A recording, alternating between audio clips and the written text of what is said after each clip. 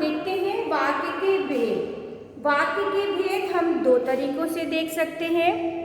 पहला है अर्थ के आधार पर और दूसरा है रचना के आधार पर। तो पहला क्या है, वाक्य भेद के भेद दो तरीके से हम देख सकते हैं। पहला अर्थ के आधार पर, अर्थ के आधार पर, ठीक है, अर्थ के आधार पर वाक्य भेद है और दूसरा है रचना के आधार पर।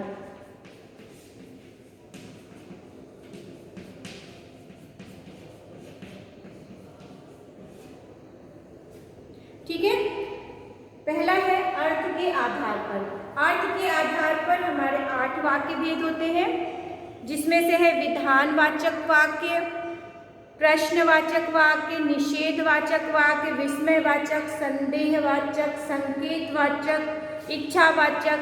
ये सारे 8 वाक्य हमारे अर्थ के आधार के अंतर्गत आएंगे। अभी एक बार फिर से देखेंगे। फिर दूसरा है रचना की दृष्टि से या रचना के आधार पर। ठीक है, रचना की दृष्टि से वाक्य के 3 भेद होंगे। पहला है सरल वाक्य, दूसरा है संयुक्त वाक्य और तीसरा है मिश्र वाक्य। अब 1 बाय 1 करके देखते हैं।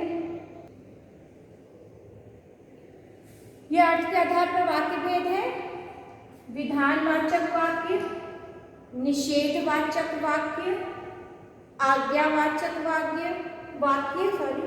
प्रश्नवाचक वाक्य, संदेहवाचक वाक्य, संकेतवाचक वाक्य, विस्मयवाचक वाक्य और इच्छावाचक वाक्य। इसको हम आगे एक एक करके इसके बारे में अच्छे से समझेंगे। आगे देखते हैं। अब देखते हैं रचना के आधार पर वाक्य भेद कितने होते हैं। तो बताया रचना के आधार पर वाक्य भेद हमारे 3 हो जाएंगे। कौन कौन से हैं? पहला है सरल वाक्य, ठीक है, दूसरा है संयुक्त वाक्य और तीसरा है मिश्र वाक्य। पहला है सरल वाक्य। कई बार हम लोग जब सरल वाक्य लिखते हैं, सरल वाक्य की जगह कुछ बच्चे विधानवाचक वाक्य भी लिख देते हैं, जो कि गलत है। हमें सरल वाक्य या साधारण वाक्य भी लिख सकते हैं, लेकिन सरल वाक्य ही लिखना है।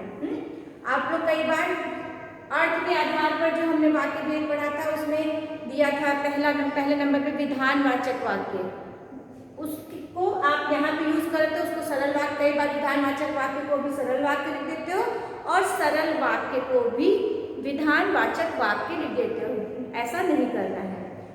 जब अर्थ की दृष्टि से वाक्य भेद पूछा जाए तो आपको विधानवाचक वाक्य लिखना है, और जब आपको रचना की दृष्टि से या रचना के आधार पर आपको वाक्य भेद पूछा जाए तो आपको सरल वाक्य ही लिखना है।